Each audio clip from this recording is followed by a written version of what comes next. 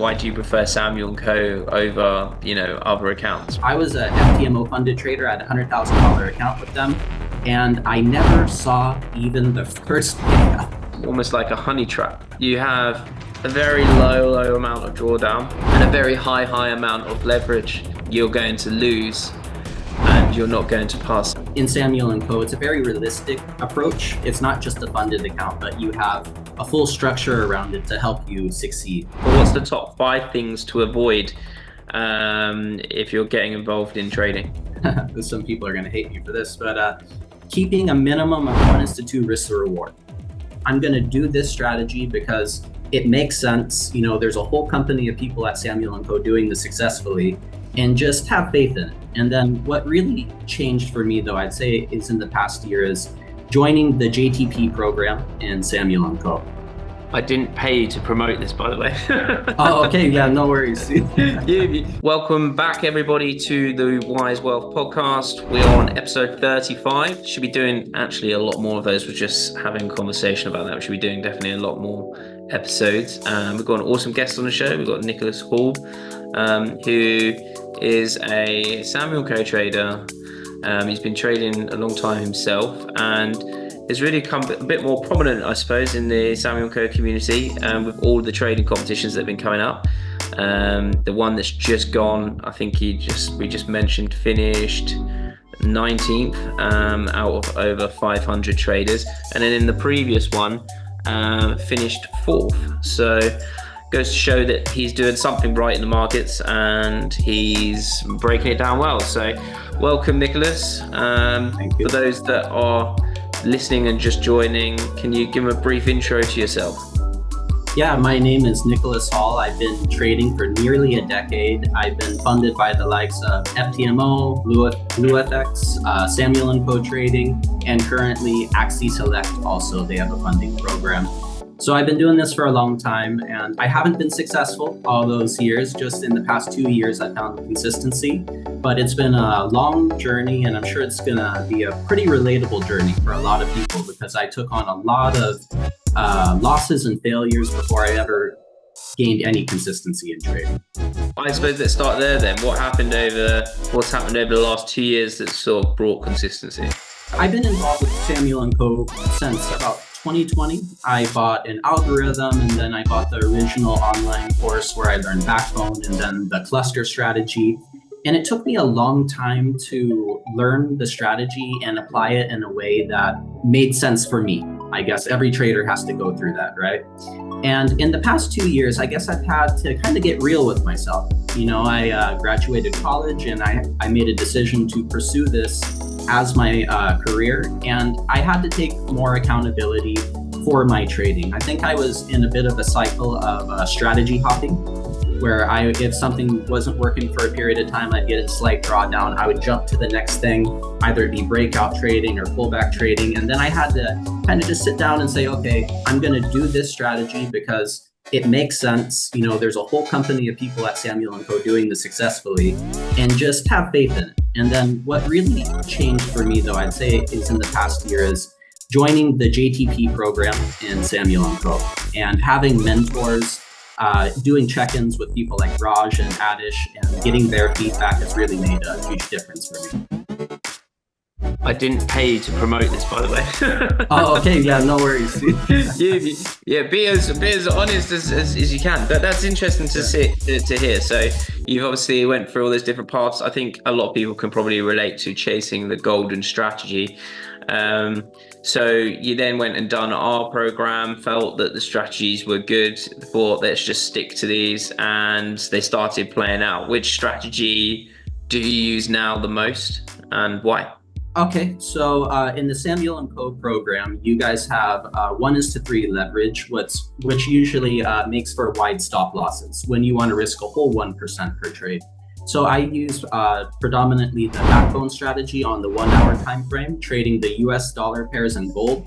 And in the other funding program that I'm in with Axie Select, I trade the 15-minute charts, same strategy, pullback strategy, but exclusively in stocks. Okay, fine. Okay, so you use it on stocks. And very interesting. How have you found trading with low leverage? It's a bit counterintuitive because you think, right? Like the higher the leverage, the more opportunities you can take and more risk you can take on. But it turned out that it was the best thing ever for me because it puts limitations on what you can do and it widens your stop losses. And I think a big problem with any strategy with most traders is tight stop losses, right? Whatever strategy they're trading. So it didn't hit me till about 6 months into trading with Samuel and Co. that it was really beneficial to my trade. Yeah, it's been an interesting one because obviously you find that the more people want more leverage, and then if they have more leverage, they end up losing more. And it was only until the SEC did a case study into increased leverage versus low leverage of how much a trader would make. And it was the ones with lower leverage made more appreciation in their account than those lower. And then likewise, when trying to think what they actually changed now, what the regulation change was called, ESMA, maybe it was ESMA, where they brought into account the restriction to 1 to 30 leverage in the UK, and that was very interesting because when they brought that in, you then instantly saw brokers reporting lower profit margins because majority of them was obviously booking the customers, which meant that the retail traders was losing less money than when they had higher leverage. And I found that very interesting. Like the whole dynamic was sort of like, well, it's just proving our point, and overall made it sort of like a slam dunk decision that lower leverage does better. And then also likewise, that's when we actually decided to start doing the trading competitions, because I think arguably we've probably got one of the biggest data sets that you could have when it comes to putting 1,000+ traders in the same markets for 2 weeks on the same leverage, on the same account deposit, and clicking the same, same rules, same everything. And seeing the stats from that has been very interesting too, seeing how out of like the last competition, out of 500 traders, we had 10 that wiped their accounts out. Now they wiped their accounts out by not following the pairs that could be traded, where they then managed to get increased leverage and blow their accounts. So by not following the rules, you see the accounts blowing, and then from then onwards, the worst performer that followed the rules was like -7%. And so it shows you actually, no matter regardless what your skill set is going into it, your damage is very limited. And so over like the 2 weeks, seeing how many people actually achieved that, over 20% achieved over a 2% gain. And so when you start looking at that, you're like, whoa, hang about here. There's 20% of people that can hit that 4% monthly target. And these could be all complete beginners having no clue of what they're doing. So if you can put some structure and some strategies around this, then you can actually increase that performance. Because usually what happens is the learning curve is called the Dunning-Kruger effect. It's like a theory of where you have limited knowledge but high confidence, and the more knowledge you have lower confidence. And it's sort of like the whole beginner's luck theory of, people are willing to risk it to start with, and then what happens is they do badly and their account is really depreciated, and then by the time they've learned, the time it takes to either quit or recapitalize to get back to break even, it far outweighs that cost. And then you have basically that increased risk. So we feel like we slow that learning curve process down. So it's like you're forced to learn, basically. You're forced to do it on like a correct structure. And then ultimately, when we've also had people in the past say it's super hard to make big gains and stuff like that. And you start looking at some of the results over 2 weeks and you see like 12%, 16%, and you're thinking, well, that's just 2 weeks. So, depending on what the markets are doing, your strategy, if you can either be on the upside of doing that, then you're going to be in a better situation for it. So no, I found it very interesting, and I suppose it's a different aspect. A lot of people are saying they want to trade Bitcoin now, and it's like, okay, of course you do. It's now the wrong time because it's at all-time highs, and it's like an example of retail mentality that, once it's at 100K, you now want to trade that. So yeah, it's interesting, the dynamics of what's happened. I suppose from a lessons point of view, if you was to sort of reset and someone sitting here, being in your shoes, they've done different funding programs, they've done different things. Why do you like, and again, I don't want to steer this conversation around Samuel & Co, but I just find it interesting. Why do you prefer Samuel & Co over, other accounts? Why do you prefer that? So, of course, it comes with an education and a strategy and mentorship. So it comes with, it's not just a funded account, but you have a full structure around it to help you succeed. And then also, I do appreciate the low leverage, and touching on the low leverage again on what you said, it's a mindset thing in the trading community.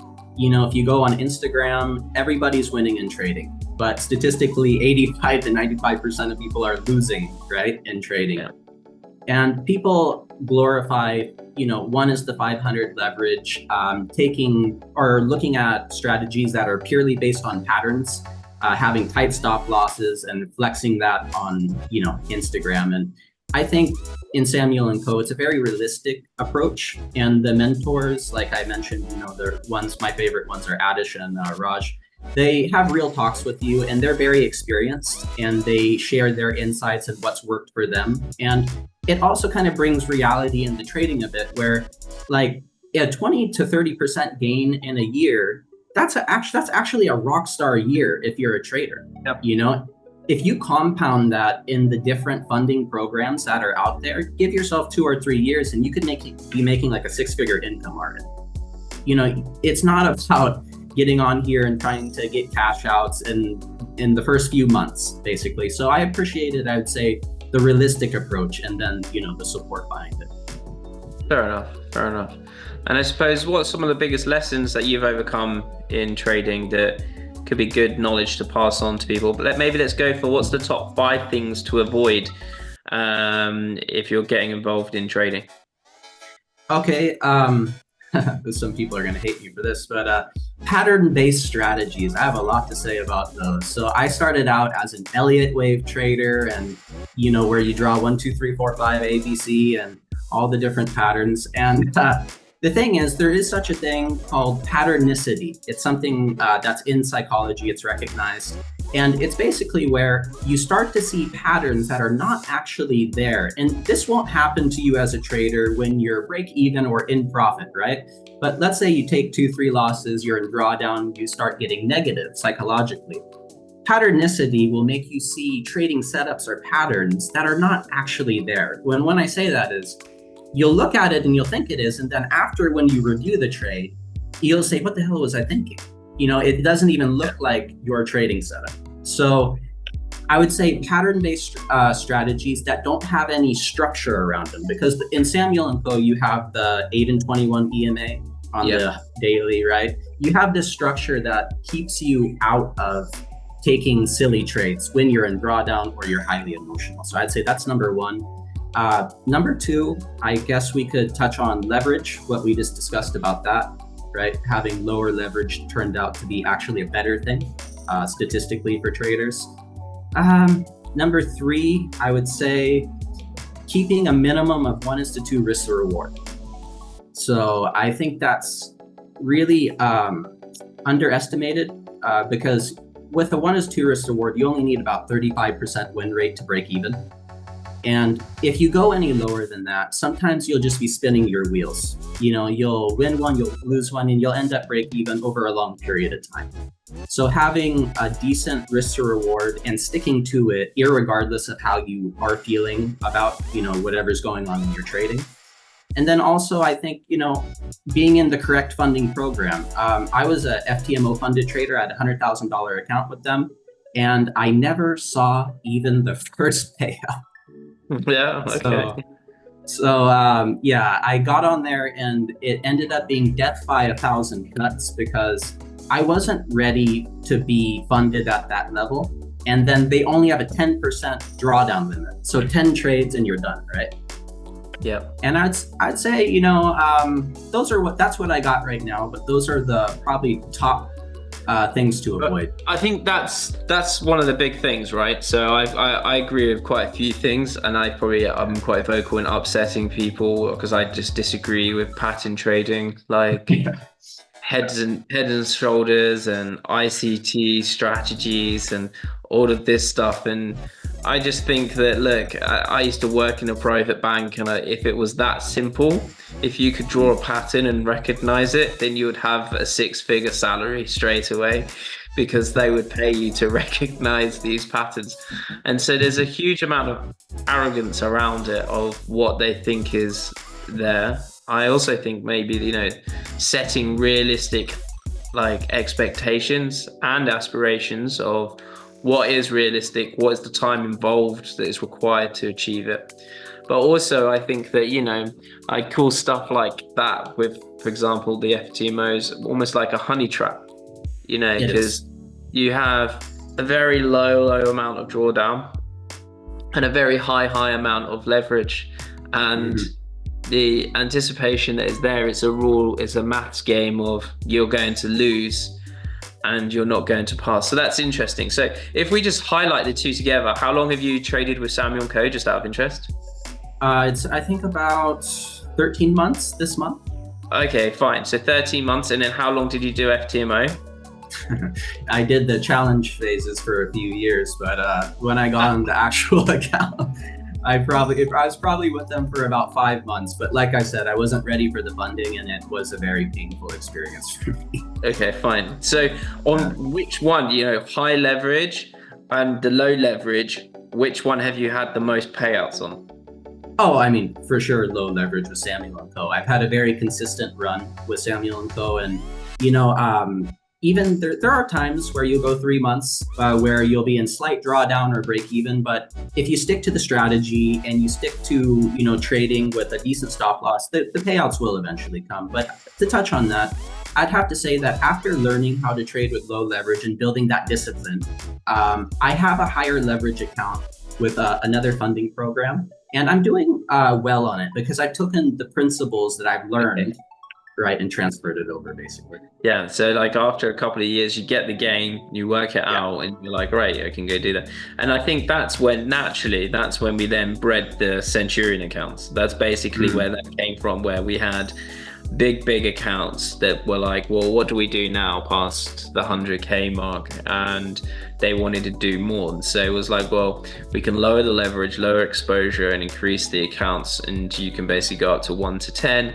and then you can trade all the pairs that you want, basically, including cryptos. And then you can go down that route. I think the problem with this generation is very much a now thing. It has to be now. Getting that time of, why do I have to wait for that? And I think that's why the other side of the dark side, like the FTMOs, that's why I think they have so many on a vast amount of scale, is just because it's very attractive, right? It's 90% payouts and all of this, and you just think it's like dangling the carrot that's just so not realistic. Exactly. They had some statistics on FTMO, just to touch on that. I believe it was around 97% of traders that had payouts that were doing good, and they all failed eventually. I think there might be only 1 to 3 long-term FTMO traders, but the millions of people that have probably tried that, they haven't lasted.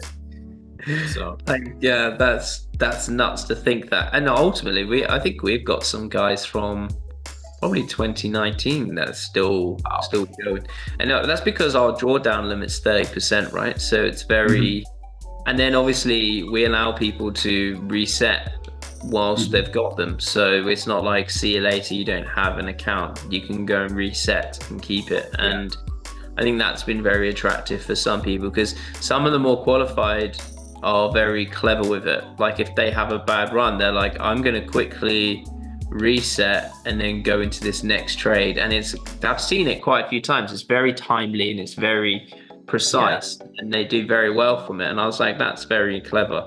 So I've seen people play the system, and I think that's quite cool as well. It works, and it's interesting. So I suppose let's open up that debate. What's your view on ICT trading? So starting out with ICT, of course, we're going back to pattern trading. It will catch up with you eventually. And then even the philosophy it has of incredibly tight stop losses. it's just not sustainable for the long run. But the most ridiculous thing about ICT, and I'm kind of a notorious ICT hater on Instagram. I always troll their posts, but they believe they could see liquidity and order blocks through TradingView, like through Oanda feeds on TradingView, and it's just the most absurd thing ever. Yeah, I know. Like that, I don't know how daft you've got to be to actually think that. Like, it's very basic knowledge to know that, for example, like order blocks and things like this, just because they're there doesn't mean it's going to be fulfilled. And I don't know. I just can't believe, like, it's almost like a cult, isn't it? It's like a cult mentality. Look at the creator a little deeper. I did a little research on this guy, ICT himself. A few years ago, he was ranting and raving, saying, hey, I'm going to win the Robbins Cup. You're probably familiar, right? The Robbins Trading Cup. Yeah.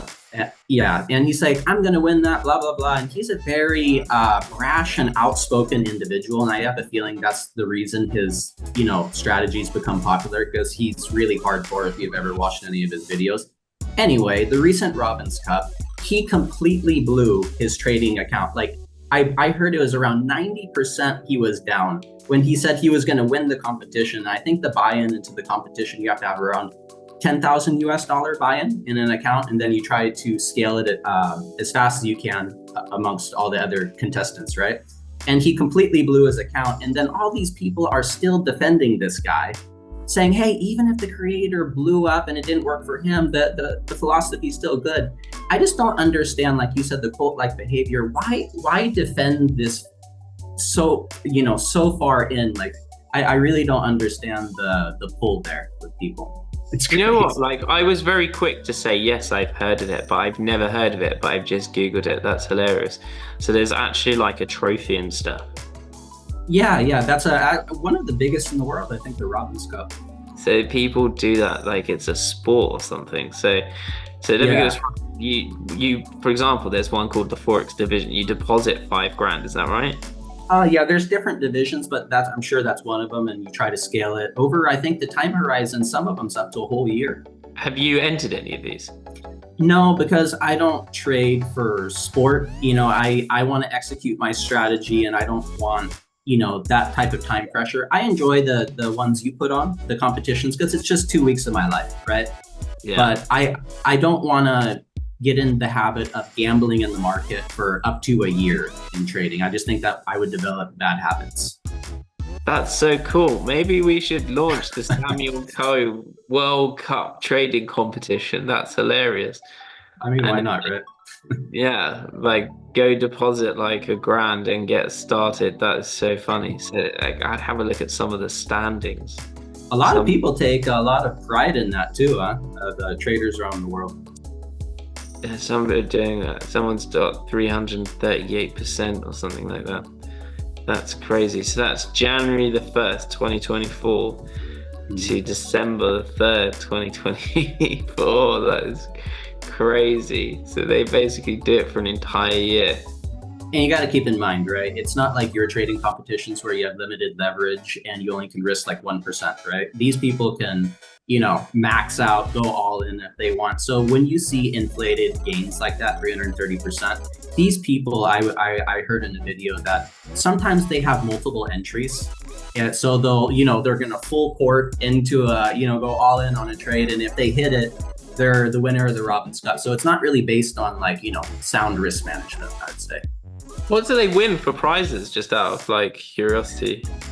I think I'm not completely sure. I know you have the trophy, you have recognition because that's a well-known challenge, and probably I'm sure there's a cash prize of some sort for some of the competitions. It literally just says what? Basically, get global media exposure and get a trophy. That's so funny. It doesn't say anything else. Maybe you don't win anything. I want to know what the winnings are. Surely there's got to be something. Maybe a trophy. I think that's about it, though. Yeah. All right. I'm gonna put a serious trophy together, and we'll bring them out on stage in front of 200 people in London and take them on holiday or something. That'll be so. That'd be cool. We have so many people enter into the competitions now. To be honest, I want to know how many people enter into their competitions, because our biggest one, I think at one point we had like 3,000 odd people. So it's just Oh, like, wow. yeah, I think we could definitely be up there with the world champions one. But it'd be Mhm. interesting. I don't know if you'll get. I'm surprised people actually go ahead and will go deposit to go do their trading competition. But hey, we'll Yeah. see. That's Anything for recognition. yeah. Maybe that should be our next YouTube series, the Samuel Coe World Trading Competition. It's a 12-month competition, and then we'll send our film crews to go around and film a week with each person. Yeah, yeah, that would be pretty cool though. Um, cool. What's next for the journey of Nicholas Hall? What's your focus plan for trading? Where are you currently at with trading, and what's the future hold? Okay, so with Samuel and Co, I think I've told you before, I want to scale up to the 100K account and hopefully beyond. I want to scale a center on account. And I'm a very patient person. I'm looking at this over a 3 to 5 year time horizon. You know, I started a year ago with a 25K account, and I'm on the second phase of the 50K account. I am around break even, slightly in drawdown, but I'm taking a very patient approach. I'm not forcing trades. I'm just trading the 1 hour, good setups, and I'm willing to wait. So, however long that takes. And alongside that, I'm also in the Axie Select program. I don't know if you're familiar with their program. Yeah, I know actually quite well. Before the CEO left, me and him were quite good friends. Yeah. Oh, so their program also has a 30% drawdown limit. So if you lose 10%, they'll put you in quarantine and you'll have to talk about why you lost. And then they'll give you another 10%, then another 10%. So I thought that was similar to Samuel and Co. And I like that. And they have an interesting scaling program. I started on a 5K account with them. I'm on a 20K account, and I'm actually very close, about 2% away from a 100K account. So it goes from 5K, 20K, 100K, 200, 500, then a million. And Okay. it's in At what point? 5% blocks. Yeah. Okay. So have you done any withdrawals or? Yeah, yeah. Well, the withdrawals are quite small for the beginning stages, but yeah, the next one will be like, I think 40 or 50% of the 20K, and then the 100K is much better. You'll get 50% of a 5% gain on 100K, so it's like $2,500. So, And can you lose your account? you can if you exceed the drawdown limit. If you, like I said, they'll put you in quarantine if you lose 10%, and sometimes they'll put you back a level. So if you get into those pro stages where you have like the 200K, 500K account, you lose 10%, they'll knock you back one stage. So if you're at 200, you'd be at 100. And have you ever thought of just depositing your own money into a broker and trading? I did that prior to doing the funded trader journey. Yeah, before starting with Samuel and Co. I had about an $8,000 account. I was risking like 3% per trade, and I was doing that for about a year and a half consistently. And I had a good run, but I didn't have the discipline I've had in the past, I'd say 13 months, you know, with Samuel and Co. Because like I said, I benefited a lot from learning from the mentors and things like that. Okay, interesting. So overall, like in the future, is it something that you just want to keep getting your head involved in? Is trading something that you want to see as like your future career? Yeah, you know, I'm one of these people. I have a genuine curiosity with trading. Like, if you told me that, hey, you can never make money trading and you only can trade demo forever, I'd trade demo forever. I'm an absolute diehard for this job. So I was second year in engineering college. I graduated petroleum engineering here in the Philippines. And I became basically obsessed with trading since second year college. That's interesting. Yeah, I feel like now I feel like I've done so much of trading. I enjoy day trading now. I still do my day trading, but now that my portfolio is so big, I really enjoy fixed income. So it's just like, you know, less screen time and more monthly residuals. And I just think that's quite it's a nice aspect to be in. But you've given me some good thoughts, food for thought here. Maybe we should do the Samuel & Co. World Trading Competition. That is amazing. I wonder We if were, we. yeah, I was sorry. I was just going to say we were chatting about the next online trading series, the Real Forex Trader Online Edition. So maybe we could talk about that a little bit and your Yeah, ideas for that. yeah. Well, if I talk about my ideas, then everybody knows what my game plan is, right? So Ah, that's. okay, gotcha. Do you know what started to happen is by the time we got to like series 3, I would Mm, hear like whispers of people because we would always have moles, right? And they'd be mm. like, "Oh, I think I know who the mole is," and stuff like this. And it's like they're thinking each series there's a mole. And we was at one point was like, maybe we don't put one in at all because they'll just all be paranoid Yeah, and yeah. not thinking. But there was always anticipating like, oh, I need to get through this week because next week we're going traveling, aren't we? And I was like, what makes you say that? Well, the last series you did that, and I was like, well, we're not doing it this series. And I was like, we're not. And I'm like, yeah. And in my head, I'm like, well, you are, but I'm trying to play it away. So that's why you have to change it because this time it's going to have to be completely different so that people can't anticipate what's happening. Because then people start playing the internal game of who do I want on my team in the finals and who should I start buddying up with now and who's actually who's a rival that we want to get rid of and vote him out because I don't want him. So they started like. They had this cult mentality within the show where they was like, we need to vote out that guy because he's a friend. Okay. And it was like, you should just be focusing on yourself, your trading and building a good relationship. But it's, yeah, it was interesting. Like, I mean, the series have been pretty wild, and I think that's what we've been known for. Just because I can't believe, like, on one of them, one of the dudes got into a fight and punched the other guy, and I was like, I saw that. Yeah, yeah. I was like, I just cannot believe this shit's happening. No one's gonna believe it. Everyone's gonna think this is all scripted, you know, and none of it was scripted, like none of it. And it was just like, how is this even happening? And yeah, the dynamics of it has just changed. So look, we've got some interesting ideas. Maybe we'll tie it in with the Samuel Coe World Trading Competition now. With the trophy. That'll be really interesting to see who gets the trophy, right?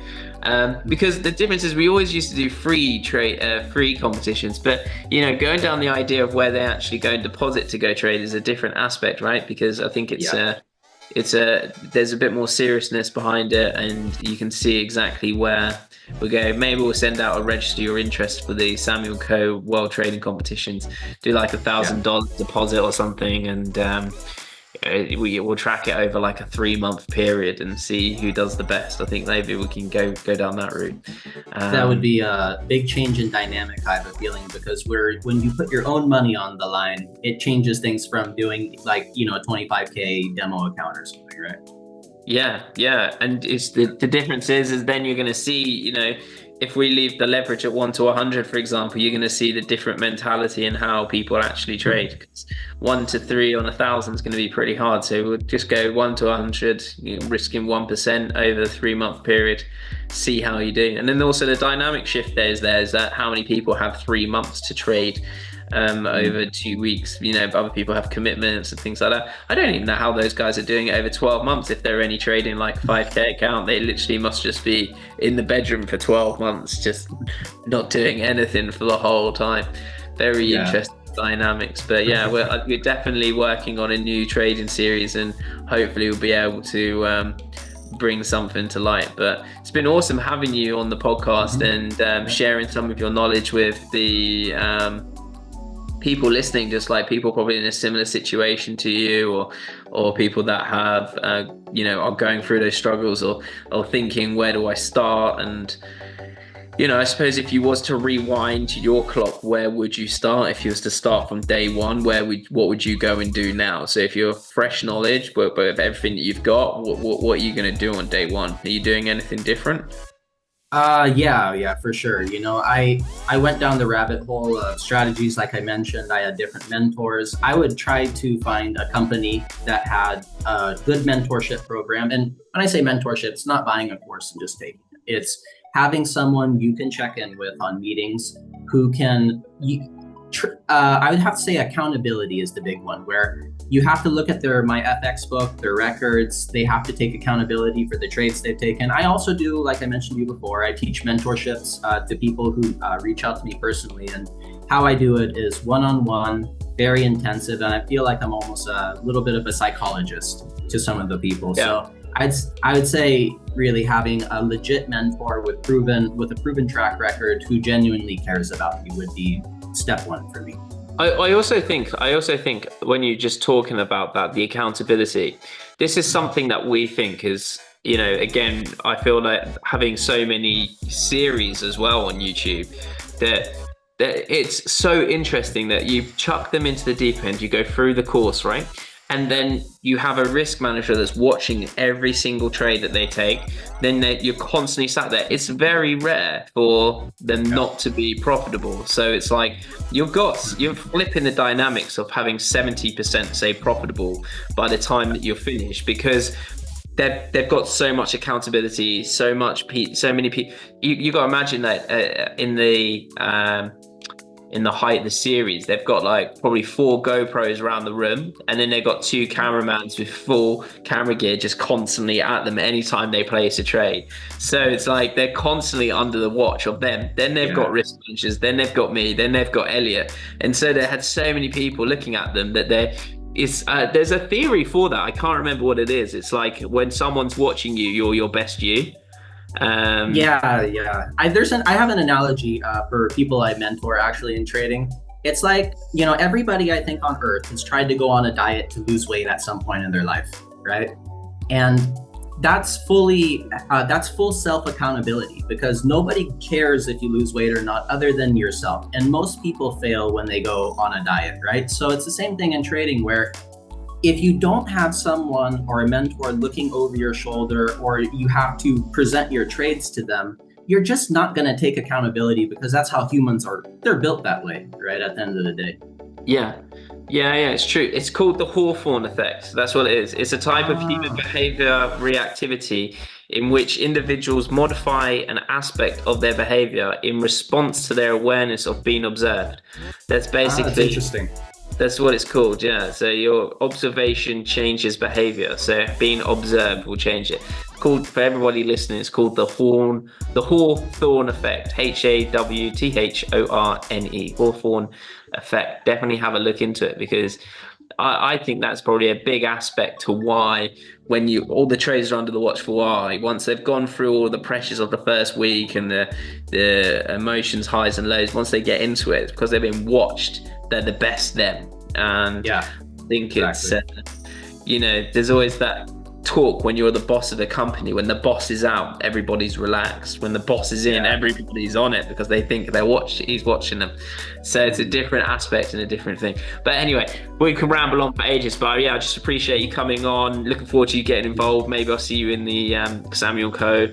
World Trading Competitions as a future mentor at Samuel & Co. hopefully. Oh yeah, I would love that. I've told you before, it's always been a big goal of mine to work in Samuel & Co. And I have a background in online teaching. So yeah, I would love that. Amazing. Awesome having you. Thanks so much for joining. Yeah. Thank you for having me.